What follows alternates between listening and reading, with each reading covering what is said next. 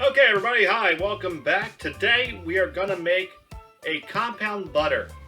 Compound butters are fun little things that you can work with to really quickly enhance the flavor of a dish. It's a neat little shortcut that makes you look probably like a better cook than you are, but the great part about them is they can be made up in advance, and depending on what you put in them, they can stay in the fridge as long as the butter's good. So it's just a little bit of prep and you have these nifty little things that you can get to. So let me show you how to make a compound savory sweet butter. Now if you go to like some of the fancier grocery stores, like around here, that would be Wegmans, or nationally you have Whole Foods. In their butter aisle you'll find all kinds of great European butters, and they really do taste different. The difference is because Europe has a different standard in terms of percentage of milk fat for what they'll call butter versus what the United States will call butter. So after that preamble, you'd expect me to show you some sort of fancy butter, and I'm unfortunately going to disappoint you and say, no, that's just plain butter. So I got 2 sticks of butter here, and we're going to make a sweet butter that's good for pancakes. You can put it on your toast, with your toast and jam. You can put a little bit on top of a biscuit, be really good. So I got two sticks of butter. To this, I'm going to add some sugar. Just about 1/8 of a cup.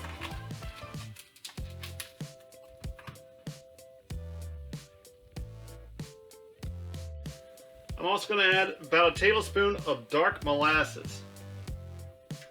Molasses are a byproduct of the sugar refining process.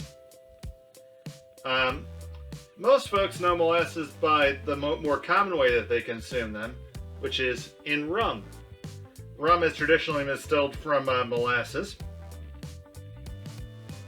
So there's different types of molasses. There's dark molasses, medium molasses. A lot of that has to do with the level of sulfur in them. You'll hear some called to as blackstrap molasses. But molasses are actually very high in iron. And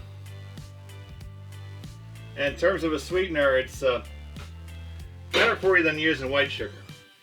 But we use white sugar anyway. Now I'm going to add a good tablespoon of cinnamon.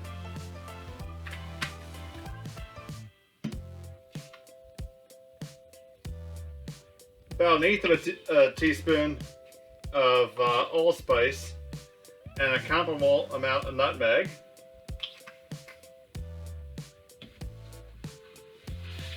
And I have here some Pennsylvania maple syrup, organic. I'm going to add about 1/4 cup.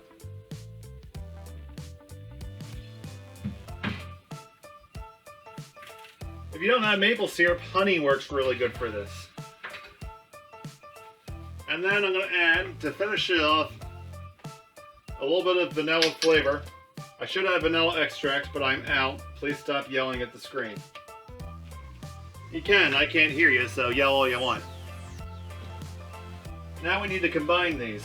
You can do it with a fork, but I found that a potato masher works really well for this. So let's see if we can actually... So that's what it looks like. I'm just going to get in there with our potato masher. And it takes a little bit of force. But then it kind of grinds up through the masher, and you can get it combined.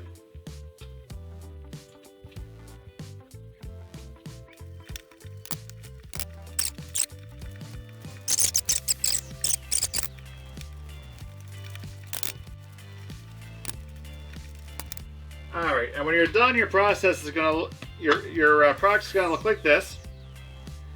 And then extra little bit of liquor down there on the bottom. You don't have to combine that. You just want the solids. The flavor got through. I'm going to dump that little bit off.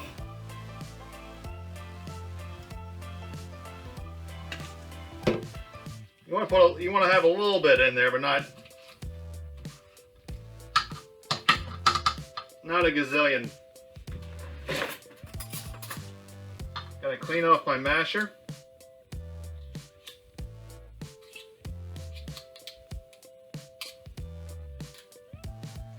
If you don't have molasses at home, just use brown sugar instead, because that's what makes the brown sugar brown, is they've left the molasses in the sugar and haven't refined it out.